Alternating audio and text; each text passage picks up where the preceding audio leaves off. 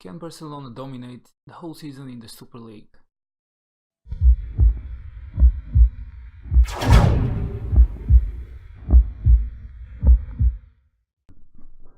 Hello and welcome to the What If League. This is episode 4 of the brand new series Super Leagues, and today we're going to focus on the results that happened after the 10th of September. If you haven't seen the previous episodes, please make sure to check out my channel. I am also going to leave links to them in the description below.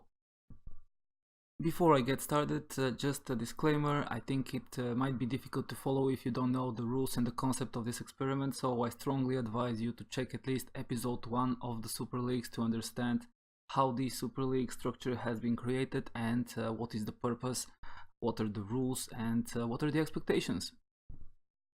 Alright, with that out of the way, I think now we can get started, and I'm going to start with the Super League, of course. We can see that here Barcelona is still leading the way with 15 points, which means that they have recorded one loss. And as you can see on the screen, that loss was against Atletico Madrid. Antoine Griezmann here had a perfect game. He scored a hat-trick, and he actually managed to defeat Barcelona almost single-handedly, of course not without the help of his teammates. Yannick Carrasco assisted for 2 of his goals and Gabi assisted for the third one, so a very good game for Atletico Madrid, who find themselves 13th in the table, so this can be considered kind of a surprise. We can also see that Real Madrid are second in the table, 4 wins, 1 draw, 1 loss. Manchester United follow them with 12 points, then we have Inter, Chelsea, Manchester City and so on. In the bottom of the table, Milan, Roma and Dortmund are still struggling with 3 points each. Now, the results that happened in this week were that Bayern Munich lost at home 0-3 to Sevilla. This is a very interesting result to me. Benfica drew with Juventus, Porto with Napoli, Inter defeated Manchester City at home, while Liverpool managed to record a very prestigious win against Paris Saint-Germain at Anfield. Manchester United beat Dortmund, a classic 3-0 victory, and Roma lost at home to Real Madrid 0-3. To me, so far the development here is very interesting. I see some surprises. To be honest, I did not expect such strong performance from teams like Inter and Sevilla. On the other hand, we can see that very big teams like Bayern Munich and Paris Saint-Germain are struggling to have any impact. I'm still not sure if this is down to luck or maybe the way that the fixtures have been set up. We'll see how the season evolves and what happens with those giants. Looking at the player section, we can see that we have several players that have scored 5 goals each. Mauro Icardi, Antoine Griezmann and Luis Suarez are on the top here. We can also see that Luis Suarez is the top performing player. He has surpassed Lionel Messi and now is on the top of this table with 8.07 average rating. Dani Carvajal from Real Madrid is leading the assist line with 5 assists against his name, while Suarez is also the player that has been selected the most times for player of the match with 3 awards in that section. Keylor Navas is so far the best keeper with 4 shutouts, and we can see that we have Dele Alli, Alexandro and Gabriel Mercado having discipline problems with 3 yellow cards each. Moving to Super League 2, where we find Santos leading the table with 11 points. They have been followed by Flamengo with 10, Villarreal, Valencia and Monaco with 9. Lyon and Cruzeiro are with 8, and then in the bottom of the table we find Atletico Mineiro. Unfortunately for them, they haven't yet recorded any points and have a goal difference of -10, so they're having a terrible start of the season. Lazio is just above them with 1 point, and then we have Ajax with 2 points and Palmeiras with 3 points in safety. The last fixtures that have been played, we found that Botafogo drew 0-0 with Santos, while Cruzeiro defeated Dinamo Kiev, Corinthians lost at home to Shakhtar Donetsk, Flamengo drew with Palmeiras, and Valencia defeated CSK Moscow at the Mestalla. Carlos Bacca is the top goal scorer of this league with 5 goals, while Kamil Glik, the Monaco defender, is the top performing player with 8.03. This is the same average rating that Carlos Bacca has. Carlos Soler has 5 assists, and what's also interesting is that we have Neto and Vanderlei, the keepers of Valencia and Santos respectively, being with most shutouts so far. It is quite obvious that here the competition will be even more fierce than in Super League 1. I think that the teams in this second division are more closely placed in terms of playing ability of their teams and potential to reach the top of the table. On the other hand, we see that we have some teams that are really struggling to perform in the bottom, and Atletico Mineiro for me are early favorites for relegation. Moving down to Super League 3, here we have Bayer Leverkusen leading this league with 10 points. There we've been followed by Feyenoord, Besiktas, Hoffenheim and Wolfsburg with 9 points each. So we see an almost complete German dominance here at the top. You see Leverkusen, Hoffenheim, Wolfsburg, Schalke, and just below them is Borussia Mönchengladbach. So it's a lot of German teams are at the top of the table, while in the bottom we find Cruz Azul and Olympiacos. Both of those haven't yet recorded any points. This is very unfortunate for them. Everton is also in the relegation zone with 2 points, 1 point below River Plate and Fenerbahce, who are still in the safety places. The last round of games that have been played saw Borussia Mönchengladbach defeat Olympiacos at home, while Leverkusen managed to record a 2-0 win against Sao Paulo. Schalke drew at home with Club America 2-2 as well. We see that in the goal section we have 3 players with 4 goals each from Feyenoord and 2 from Leverkusen, so Leverkusen are really flying high at the moment. They are also dominating the section with the highest average rating. Kevin Volland is in both of these sections. In the assist section, Nadien Amiri from Hoffenheim is leading with 4 assists. He's also the player who has picked up most player of the match awards, the same number of awards as Ricardo Quaresma and Jan Sommer from Besiktas and Borussia Mönchengladbach respectively. Down in Super League 4, the Tigres team is leading with 5 wins out of 5 games, a perfect start for them, and we see that Newcastle is trying to chase them back with 13 points, Real Betis also 13 points but worse goal difference than the Magpies. Espanyol are just a point behind them in 4th position, and then we have a huge gap between the 4th and the 5th, 5 points. Then in the bottom we find Pumas. They're really struggling at the moment, only 1 draw and 1 point for that team. Nice and Leicester have 3 points, and because of their poor goal difference they find themselves in the relegation zone, while Galatasaray, again with 3 points, are on 17th place and just being safe. In the goal scorers section we see that Gerard Moreno is really making an impact. He has scored 6 goals, and this has helped his Espanyol team reach 4th place. Something else that is interesting to me is that André Pierre Gignac from Tigres is the top performing player in terms of average rating. He is 31 years old, and so far he has scored 2 goals, managed to make 1 assist, and he has picked up 1 player of the match award. As you can see, his attributes are really not bad at all. His mental attributes are quite strong, and I'm sure that he is really making an impact, trying to help his team dominate here. We'll see if Tigres will keep up the tempo and manage to continue perform that high until the rest of the season. In the lowest division of the Super Leagues, which is Super League 5, we find Genoa leading with 12 points, just having better goal difference than Deportivo and Sampdoria, who also have 12 points each. Then in 4th place we find Stoke. Afterwards there is a 3-point gap until the 5th place Racing Club. In the bottom of the table we find currently the Hammers West Ham with 2 points. They have only played 4 games, so they still have something to think about.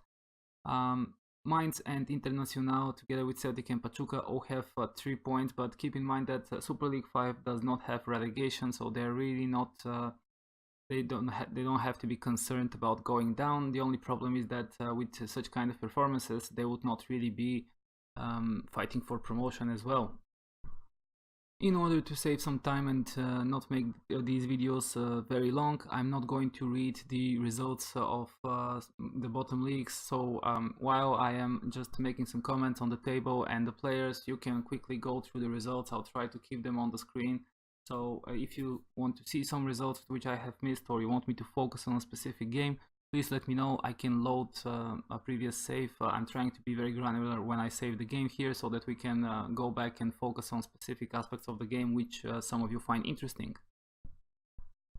The Super League Cup competitions did not have any fixtures to be played, so I'm going to skip that part and I'm going to fast forward another week into this experiment to see how do the 5 Super Leagues develop. Now we are back at the 24th of September, and we are going to start once again with the top league, Super League 1 of course. Here we have a change of leaders. Real Madrid are now the new leaders of this league. Barcelona have been displaced into 2nd place. And Manchester United are still in the third place. This time in fourth place we have Juventus, followed by Arsenal, and then Tottenham, Chelsea. So Inter have also fallen significantly into the rankings. At the bottom of the table we find Roma still there with only 3 points, which means that Milan and Dortmund have recorded some victories and managed to get out of the relegation zone, while Napoli and Paris Saint-Germain have now slumped into the places that would unfortunately relegate them into Super League 2. Now, looking at the result that happened in the meantime, we see that on the 17th of September, Arsenal defeated Tottenham in the North London derby. Chelsea also managed to defeat Milan 2-1 at home.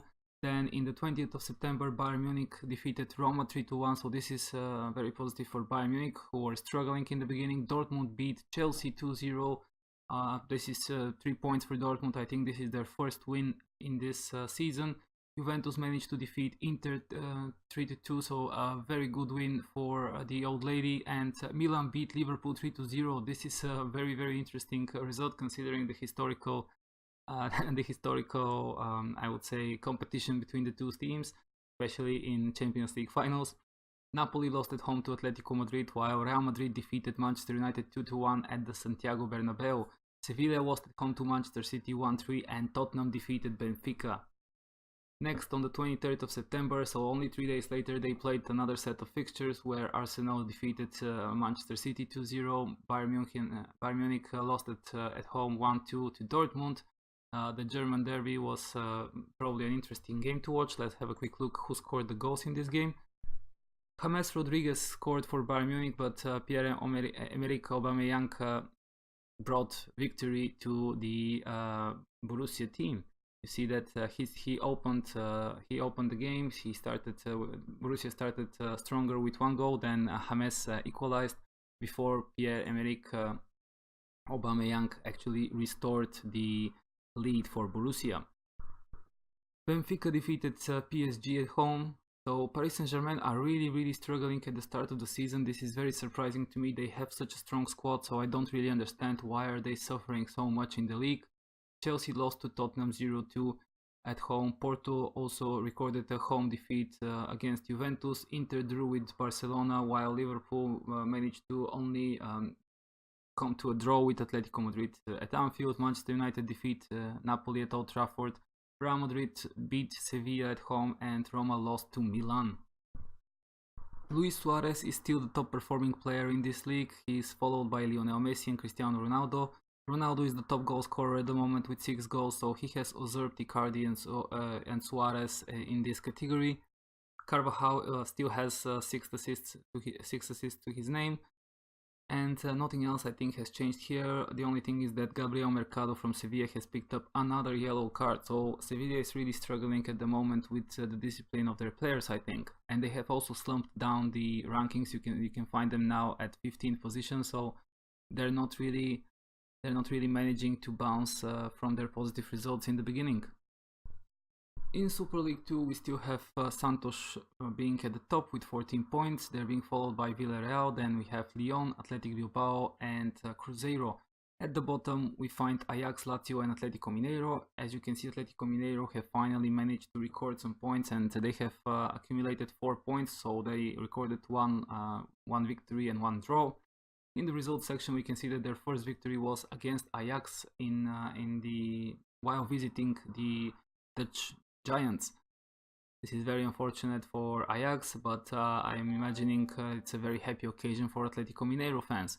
Athletic Bilbao then defeated Grêmio at home, Lazio drew with Sporting, Lyon beat Zenit, and Villarreal defeated the French Monaco. The 23rd of September, a lot of games were played. Atletico Mineiro drew at home with Villarreal, while CSK Moscow lost to Athletic Bilbao. Dynamo Kiev defeated Flamengo, Grêmio drew with Botafogo, Monaco drew with Lyon. Santos defeated Ajax. We have also Palmeiras managing to record a draw against Lazio. Shakhtar won against Valencia at home. Sporting Lisbon defeated Corinthians, and Zenit lost at home to Cruzeiro. In Super League 3, we have a new leader. This is the Turkish Beşiktaş. They are now leading the table with 5 wins and only 1 loss. with 15 points, being followed by Fluminense. Then we have Schalke, Feyenoord, Leverkusen, Real Sociedad, and Hoffenheim beneath them. The previous leaders, Leverkusen, did not really perform well in this period. And in the other end of the table, we see that Olympiacos are still struggling to record a point, while Cruz Azul managed to at least get one victory and now have 3 points. Everton are still in the relegation zone. They have recorded another draw and also have 3 points. River Plate is just above them with 4 and in safety for the moment. In the results section, we see that Boca Juniors drew with Chivas. Cruz Azul managed to defeat Everton at home, so this is unfortunate for the Toffees, but good for the struggling Cruz Azul. Fenerbahce defeated Feyenoord and are also climbing the table. We can see that Fenerbahce are now 16th. Hoffenheim lost at home to Besiktas. Marseille lost at home to Fluminense. PSV drew with River Plate and Wolfsburg lost to Real Sociedad. In the next set of fixtures on the 23rd of September, Besiktas defeated Leverkusen at home. Chivas managed to record a victory against Borussia Mönchengladbach, while Club America won against Wolfsburg. Everton drew with PSV Eindhoven. Feyenoord drew with Marseille. Fluminense managed to record a very prestigious victory over South American competitors Boca Juniors. Olympiacos lost at home to Schalke, really bad for the Greek team.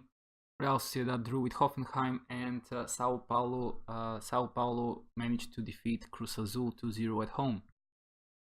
Down in Super League 4, we see that Tigres is still leading the way with 16 points. They're being followed closely by Newcastle, Real Betis, and then we have Espanyol with 12 points. In the bottom of the table, we still find Pumas. Then we have Anderlecht and Nice. Nice have 6 points, the same as Red Bull Salzburg, Galatasaray, Leicester, and Atlético Nacional, but they have worse goal difference. Actually, they have the same goal difference as Atlético Nacional, but they have scored less goals, I imagine, and this is the reason why they are in the relegation zone. This is going to be a very tough battle here. From the start, we see that they're going to have a lot of trouble, the teams, to manage to perform well and keep themselves in this division, not to relegate into the lowest division. And finally, we are in the lowest league, Super League 5, where Stoke is now the new leader. So Stoke have usurped Genoa at the top of the table. Now they have 14 points and are being followed by 3 teams. Genoa, Deportivo, and Sampdoria each have 12 points. Racing Club in 5th place has 11, and Sassuolo and Hertha Berlin in 6th and 7th respectively have 10 each. At the bottom, we see Pachuca with 3 points. They are just the last team in the league. Just to remind you, there is no relegation here, but it's not really good to finish in those last places. Means that they're very, very far off from having the necessary firepower to fight for promotion and climb up the leagues. This week also brought a set of fixtures in the Super League Cup. We see that there was a round of games to be played, in which at the moment I'm showing you the results. CSK Moscow eliminated Köln after extra time. Southampton managed to defeat Dynamo Kiev while visiting the Ukrainian team. Everton also beat Club America, and we see Feyenoord defeated Fenerbahce. Galatasaray lost to Pumas. Olympiacos managed to record the win after extra time against Anderlecht. Both of those teams are struggling in different divisions, but they are having troubles accumulating points, so I guess this is a very good moment for Olympiacos. Red Bull Salzburg lost to AZ Alkmaar. River Plate lost at home to Krasnodar. Sampdoria lost at home to Celtic after penalties. Schalke lost at home again to Zenit after extra time. Villarreal managed to beat Atlético Nacional, and West Ham eliminated Marseille. These were the final games from the first round of the Super League Cup, and the next set of fixtures is going to start with the second round, which is going to begin next week on the 27th of September. So this is going to be in the next episode, I'm afraid, because this is getting too long. I see that the league competition is really interesting, and it's already providing some very surprising results, some very interesting matchups of teams that would probably never happen in reality. So I hope that you guys are enjoying this, and once again, if you want to see something specific, please let me know in the comments. I will be more than happy to show you specific aspects of this experiment. With that, I think that's it for this video, guys. If you haven't seen the previous part of this experiment, please check out my channel. I'm also going to leave some links in the description below so that you can quickly navigate to that. Don't forget to like this video and subscribe or follow my channel if you haven't already. That way you're going to receive notifications for when I upload new videos. In the meantime, You can also check out my social media, links will be provided in the description. Let me know, what do you guys think about this experiment, what would you like to see next, and I would love to hear from you in the comments. With that, it's time to say goodbye, so thank you everybody for watching. Bye.